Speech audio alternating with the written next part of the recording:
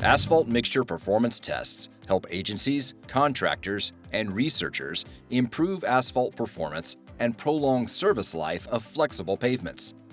This video is part of a series on asphalt performance testing and demonstrates the Illinois Flexibility Index Test, or IFIT, based on AASHTO T 393 standard method of test for determining the fracture potential of asphalt mixtures using the Illinois Flexibility Index Test.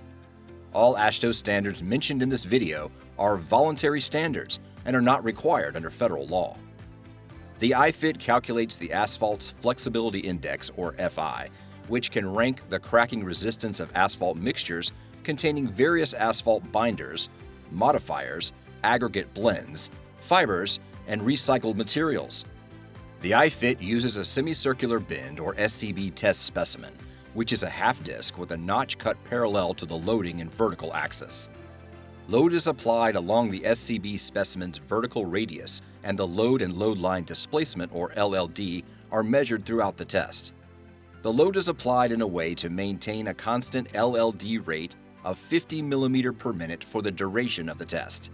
The test data gives an indication of an asphalt mixture's resistance to cracking at 25 degrees Celsius.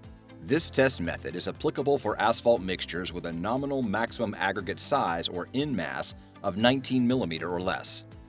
Equipment and supplies for this test include water bath or environmental chamber capable of maintaining specimen temperature, axial loading device, precise control and data acquisition system with a sampling rate of 20 Hz or more, bend test fixture, displacement measuring device, could be internal or external, meeting the precision and resolution requirements, masonry saw, a caliper or ruler accurate to 0.1 mm, 4 150 mm diameter by 50 mm thick test specimens.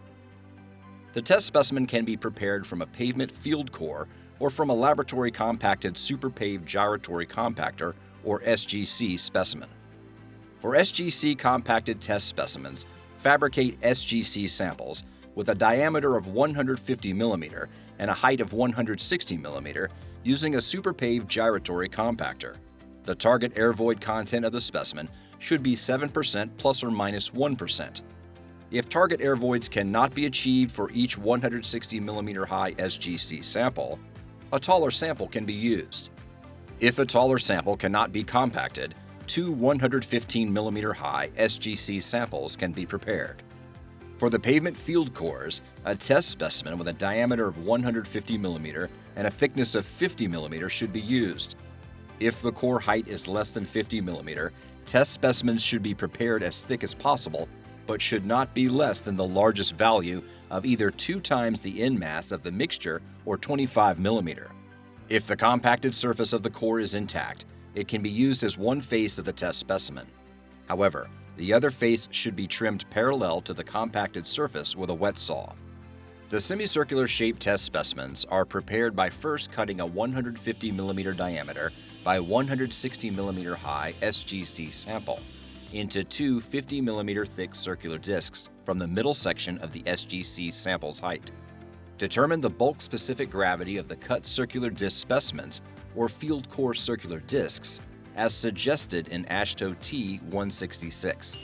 These samples are then cut along its central axis into 2 equal semicircular samples. The height or radius of the 2 samples should be within 1 mm of each other.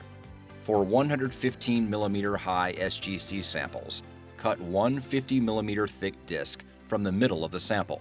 Cut a 15 mm plus or minus 1 mm vertical notch along the symmetrical axis of each semicircular specimen. The maximum notch width is 2.25 mm. Measure the notch depth and ligament length on both faces of the specimen and average them. Measure the specimen thickness approximately 19 mm on either side of the notch and directly above the notch on the curved side and average them.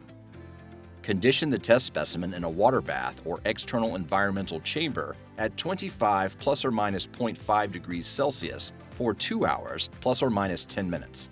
If water bath is used, use a sealed bag to prevent moisture ingress to the test specimen. Before beginning the test, inspect the fixture to ensure all contact surfaces are clean and free of debris. Remove the specimen from the external conditioning chamber and quickly mount it in the testing equipment. Ensure it is level and makes uniform contact with the steel roller support. Verify that the specimen is centered and the vertical axis of loading will pass through the middle of the notch. Now the test specimen is ready for testing. First, impose a contact load of 0.1 kilonewton. Record the contact load to verify it is achieved. Next, apply load to the specimen at a constant LLD rate of 50 mm per minute. Verify the time, force, and LLD are measured and recorded in the data acquisition system. The test stops when the load drops below 0.1 kilonewton. The test should be completed within 5 minutes of removing the specimen from the water bath or environmental conditioning chamber to maintain proper specimen test temperature. When the test is complete, remove the sample. Analyze the test data and calculate the flexibility index, or FI, as described in the standard. For the field core test specimens with thickness less than 45 mm, a correction factor may be applied. It can also be established from local calibration.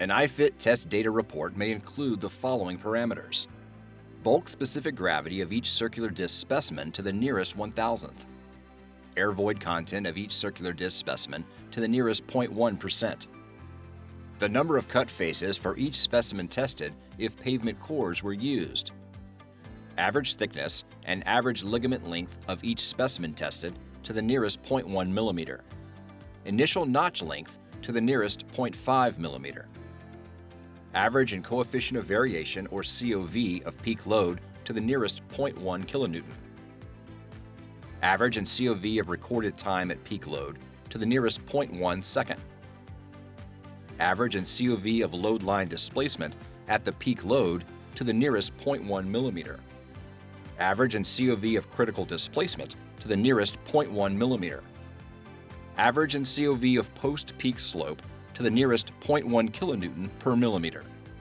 average and COV of fracture energy to the nearest 1 joule per meter squared, and average and COV of flexibility index to the nearest 0.1. For more information about asphalt testing procedures or other pavement testing resources, visit fhwa.dot.gov.